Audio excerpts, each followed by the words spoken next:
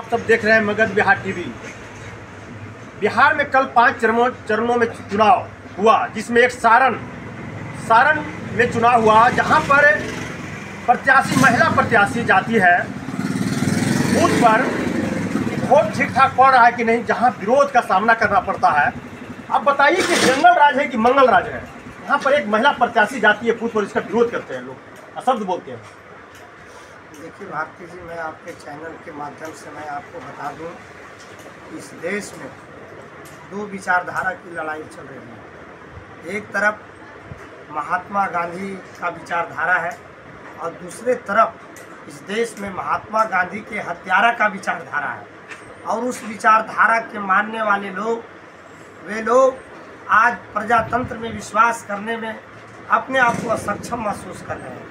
जनता पर उनका विश्वास नहीं है और वे तानाशाही रवैया अपनाकर गरीबों, वंचितों, दलितों, शोषितों और अकलियतों को वोट को रोकना चाहते हैं।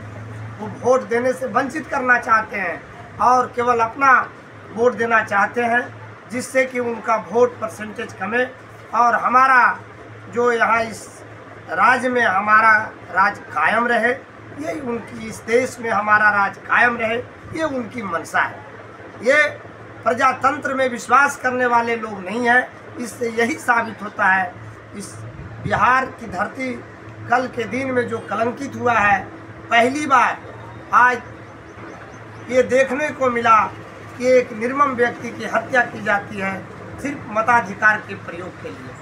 आखिर इस देश की हालत दिन प्रतिदिन खराब होती जा रही है।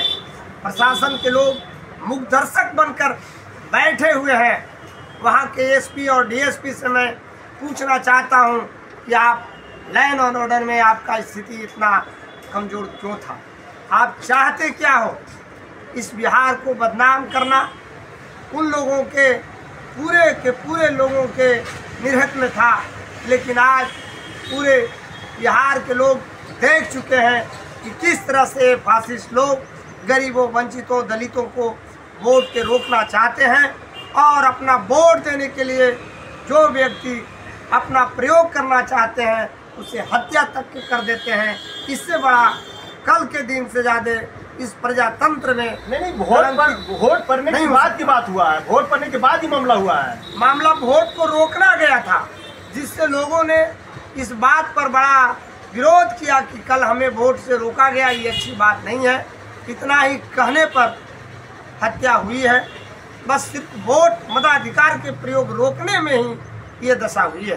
क्या रोहिणी आचार्य को मुर्दाबाद नारा, भाग भाग का नारा लगा और दूसरे तरफ आपका भाजपा प्रत्याशी का जिंदाबाद का नारा लगा? वो मुर्दाबाद और जिंदाबाद कोई माने नहीं है। प्रजातंत्र में हत्या का स्थान नहीं है। आप कोई भी व्यक्ति, कोई भी अपना प्रतिनिधित्व करने के लिए अपने प्रजा के पास जाता है और अपने मालिक से हाथ जोड़ता है कि आप हमें वोट दें और हमें नेता चुने। मांगने का मौलिक अधिकार सभी लोगों का है, लेकिन पहली बार कि जिस तरह से वहाँ के लोगों ने किया है, ये इस देश को शर्मसार किया है। ये निर्वाचन आयोग से मैं पूछना चाहता हूँ कि आखिर इतना स्थिति, लाइन और ऑर्डर इस देश में गृह मंत्री के हाथ में है और गृह मंत्री किसके हाथ में है? अमित शाह के हाथ में है। तो मैं पूछना चाहता हूं कि अमित शाह जी, आप इस देश में प्रजा को आप जब सुरक्षित नहीं रह पा रहे हो तो आपका इरादा नापाक है, आप साफ नहीं हैं। ऐसे गृह मंत्री को त्वरित अपना त्याग पत्र देना चाहिए। वो गृह मंत्री रहने लायक नहीं है। जिस देश के प्रजा को सुरक्षा नहीं दे पाया, ऐसे गृह मंत्री को एक दिन भी रहने लायक नहीं है। आप चाहते क्या हो? इस देश को कहाँ ले जाना चाहते हो? इस मोड़ पर खड़ा करना चाहते हैं? एक सवाल, एक तरफ जब मुख्यमंत्री मंच पर जाते हैं तो 90 के दशक की याद दिलाते हैं, दूसरी तरफ प्रधानमंत्री भी जब बिहार में आते हैं, स्टेज पर जाते हैं तो 90 के दशक दिलाते हैं। आज कौन सा दशक चल रहा है? ये बात नहीं है। वो लोग 90 के दशक को याद दिलाते हैं, ये झूठा परिकल्पना है। वो 90 का दशक क्या था? 90 का दशक था कि वो गरीब जिसके पाँव में जूते पहनने से रोका जाता था, वो गरीब अपना गमछा और धोती साफ पहनने से रोका जाता था, वो अपना हक और हकूक के बात करने से रोका था, जिसको बिहार के आदरणीय हमारे नेता लालू प्रसाद यादव जी ने दलितों, उठो गरीबों, जवाब दो कि वोट हमारा, राज तुम्हारा नहीं चलेगा नारा दिया, जिससे गरीबों में वोट डालने के लिए उत्साह हुआ, जिसको आज़ाद दिलाते हैं कि वो राज जो था उत्थान का राज था, गरीबों को अपना हकूक के लिए अपना जवाब देने का राज था। इसलिए लोग उन्होंने 90 दशक कहते हैं। 90 दशक तो पूरा देश आजाद था। पूरा मैं कहता हूँ कि 90 के पहले पूरा देश आजाद था, लेकिन यहाँ के गरीब, वंचित, दलित आज़ाद में भी वो एक गुलाम थे। यहाँ के दलित, वंचित, शोषित गुलाम थे। इस गुलामी की आज़ादी 90 के दशक में हुआ, इसलिए लोग 90 के दशक को लोग इस तरह से कहते हैं। तो जंगल राज बोलते हैं, आज का बोलते हैं मंगल राज है। तो आज देख लीजिए ना कि जंगल राज है कि मंगल राज है। मैं तो अभी कह चुका कि यहाँ के गृह मंत्री जी, इस देश के गृह मंत्री कौन है, यहाँ के मुख्यमंत्री किस दल के गठबंधन से हमारे आदरणीय नीतीश जी कहते हैं कि हम सुशासन की राज देते हैं। उनके राजपाट में कल जो हुआ, ये बिहार कलंकित हुआ। इसलिए इस कलंक को अगर मिटाना चाहते हैं आदरणीय नीतीश जी, तो जिनका भी नेक इरादा नहीं है, ऐसे लोगों को वो जल्द से जल्द कार्रवाई करें, सजा दिलाएं। यही हमारा कहना है।